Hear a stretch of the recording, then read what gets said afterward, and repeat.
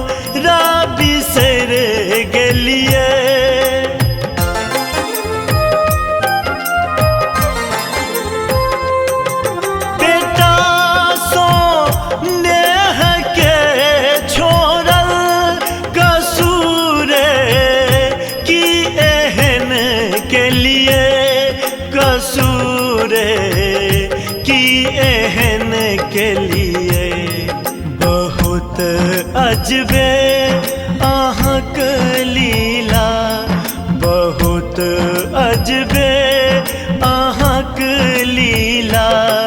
या ममता मई कहाबै छी।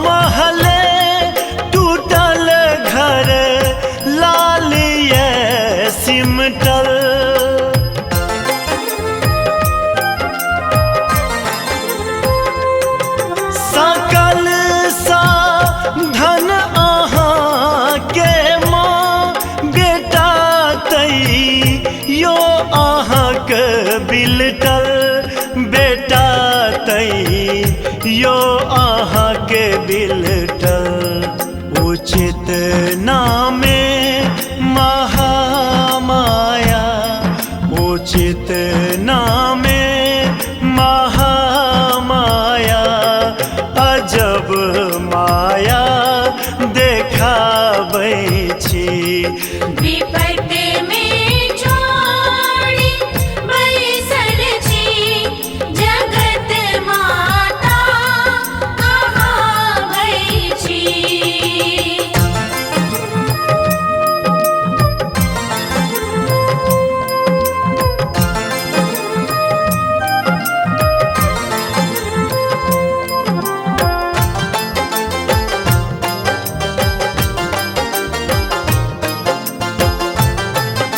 सुन रहे हैं गंगा कैसेट की प्रस्तुति। एहन कोन रात ई विपतिक जाकर ने और ने छोड़े।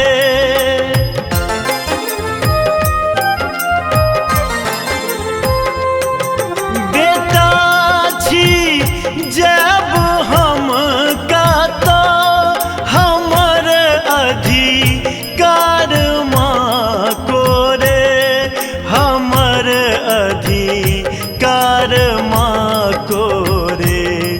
बहुत थाकल अजय जननी, बहुत थाकल माधव जननी। अपन दुखरा